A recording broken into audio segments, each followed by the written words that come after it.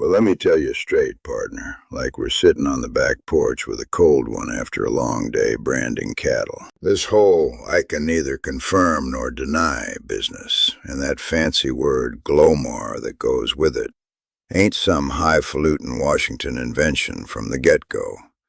It blew up big in the 1970s, thanks to the CIA pulling off one of the slickest, ballsiest secret ops of the Cold War. See, back in '68, a Soviet sub called the K-129 sank way out in the Pacific, 3 miles down, carrying nuclear torpedoes and all kinds of codes and secrets the Russians didn't want us poking into. Uncle Sam spots it with our fancy underwater spy gear, but we can't just waltz down there in broad daylight without starting World War III. So the CIA cooks up Project Azorian. They need a cover story bigger than a Texas tall tale. Enter Howard Hughes, that eccentric billionaire aviator with more money than sense. The spooks go to him and say, "Hey, how about you front this giant ship we're building? Tell the world you're mining manganese nodules off the ocean floor for your company, Global Marine." They slap Hughes Glomar Explorer on the side, Glomar being short for Global Marine, and damn if it don't look like a legit deep-sea drill rig. Ship gets built in '72, '74, costs a fortune, hundreds of millions back then. And in the summer of '74, it heads out, drops a claw the size of a house down there, and yanks up part of that Soviet sub.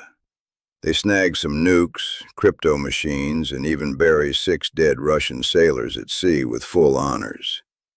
Only about a third of the wreck makes it up, the rest breaks off, but mission mostly accomplished, and the Russians never catch wise. Fast forward to early '75. Some reporter at the Los Angeles Times gets wind of Project Jennifer, the CIA's code name, and spills the beans. Then the New York Times and everybody else piles on. Suddenly the whole world's asking the government, "Did you all really build that ship to steal a commie sub?" The CIA's in a bind.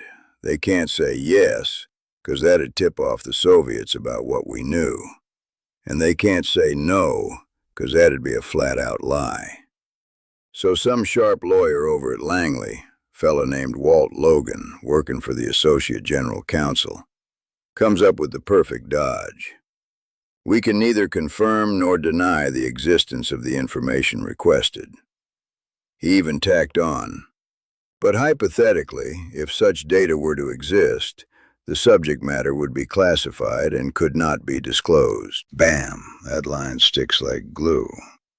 A reporter named Harriet Ann Philippi hits him with a Freedom of Information Act request about the ship and the censorship attempts, and the CIA slaps her with the same answer. Court upholds it. From then on, it's called the Glomar response or Glomar denial, straight out of that ship and that op. The phrase itself had been floating around in journalism and even government memos way back. 1800s, even a State Department order in 1878 telling folks not to affirm or deny nothing. But this is what made it famous as the ultimate mind your own damn business from the feds. Now it's everywhere. Politicians, celebs, agencies dodging questions on drones, nukes, you name it. Neither confirm nor deny. Pure Texas horse sense in a suit. Don't lie, don't spill the beans, just shut the gate and keep riding. That's the Glomar story, straight from the horse's mouth. You all have a good one.